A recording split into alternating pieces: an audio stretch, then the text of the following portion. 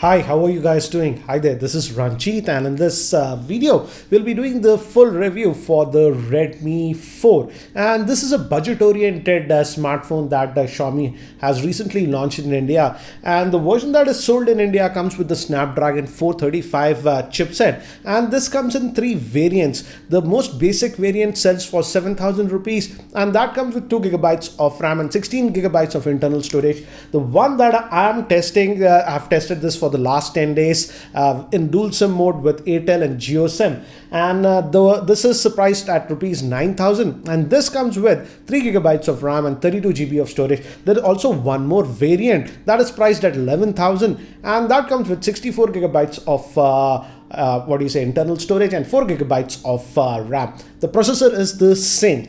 So overall, I would say this is a very good Android smartphone for the price, and I've been getting this question a lot. All the three variants have a fingerprint scanner. Yes, even the 7,000 rupees variant has the fingerprint scanner. And in fact, I've already posted a FAQ video where I answer some of the most common questions that I was getting on this device. Link for that video will be there in the YouTube show notes. So let's get on with this review, and I'll divide this review between the pros and cons. But before that, let me give you a quick overview about this Redmi 4. As you can see from the specs, it's powered by the Snapdragon 435 chipset. Comes in 2, 3 or 4 gigabyte RAM variants with 16, 32 or 64 gigabytes of storage, and it has a 4100 milliamp battery and a fingerprint scanner. Other specs are on the screen. So let's divide this review quickly between the pros and cons. What are the things I liked about this device, and what are the things that I did not like about this device? So let's start with the pros. What are the things I really liked?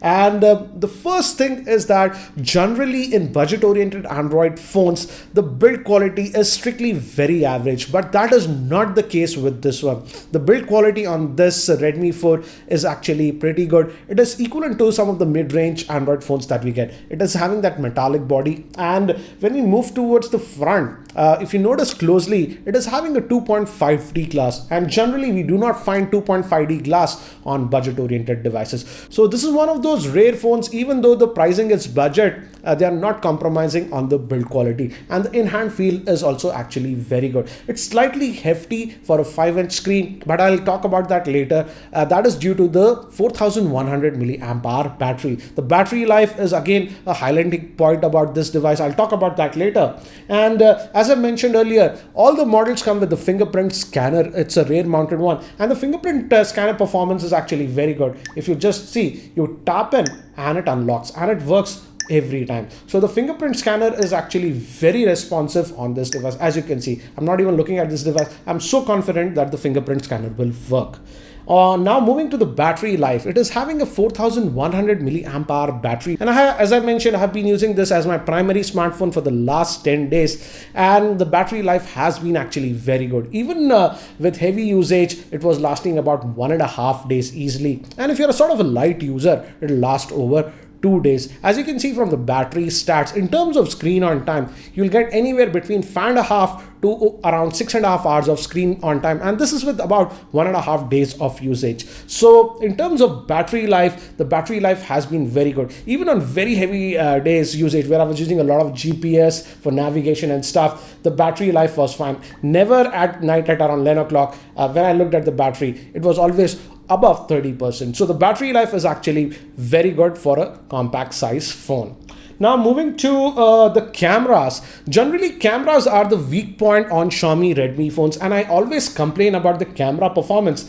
But here, I would say if we compare it to earlier Xiaomi Redmi phones, the camera is actually improved. Even if we compare with the Redmi 3S and even I would say the Redmi Note 4, the camera performance has been improved. Yes, you can't compare it with the Moto G5 Plus or even the Honor 6X. Those are camera-centric phones. But again, considering the price point of this phone, I have to say the camera performance was actually pretty good compared to earlier Redmi smartphones. As you can see from the sample shots, the camera performance has certainly improved. And I have to say, considering the price point, if you look at this 7,000 rupees variant, this one has to have the best camera performance for that price point.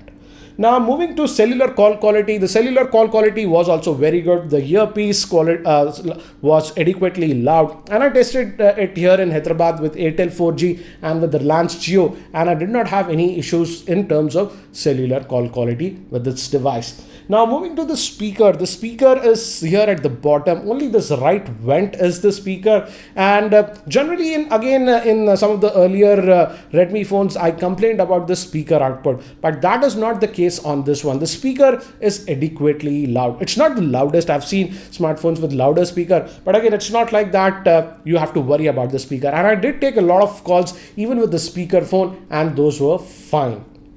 Now, it also has all the sensors. For example, it has the compass sensor, gyroscope sensor, auto brightness sensor and stuff. So in terms of sensors, Xiaomi hasn't skimped on the sensor on this device. And I also tested the GPS. I was going out somewhere and I used the GPS continuously for 1.5 hours and it worked flawlessly. So the GPS performance was also very good on this device. And now moving to general performance, this phone comes with the Snapdragon 435 chipset.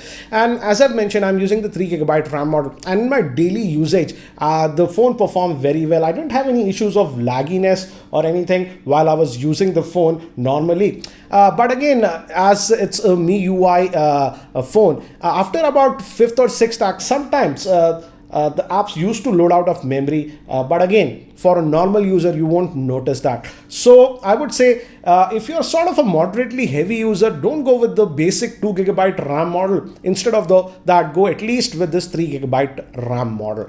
But in general performance, I would say in day-to-day performance, the phone performed well. And also, it did not exhibit any overheating issues when even I was using with mobile data. Yes, the back gets slightly warm, but nothing like it's getting too hot or something like that.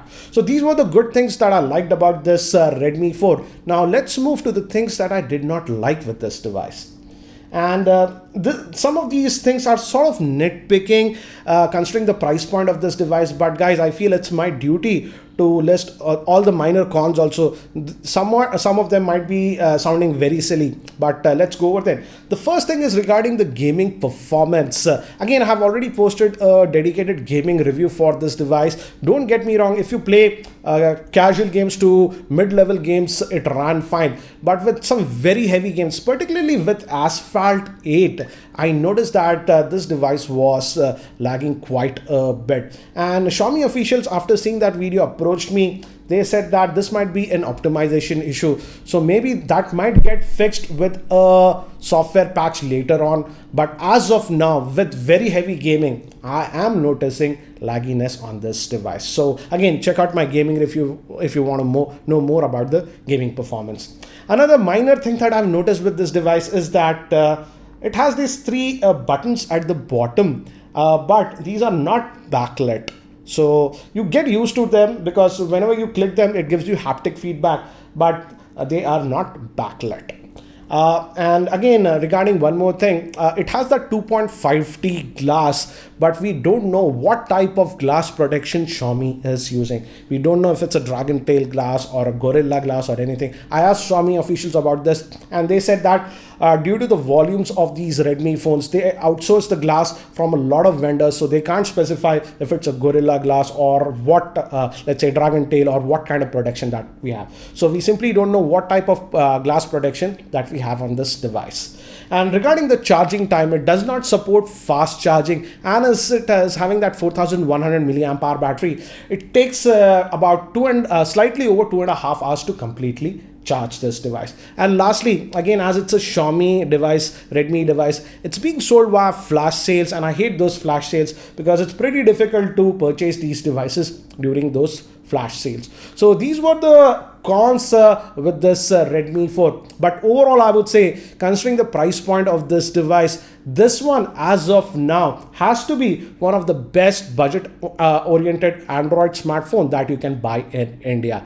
And I like the fact that though it's a budget oriented device, Xiaomi did not compromise on the build quality. Again, I have already posted other videos on this Redmi 4. So if you want to know more about this Redmi 4, I would urge that you check out those videos. Link for those videos will be there in the YouTube show notes. And guys, if you're still not subscribed to my YouTube channel, hit that subscribe button. Thanks for watching. This is Ranjit, and I hope to see you in my next video.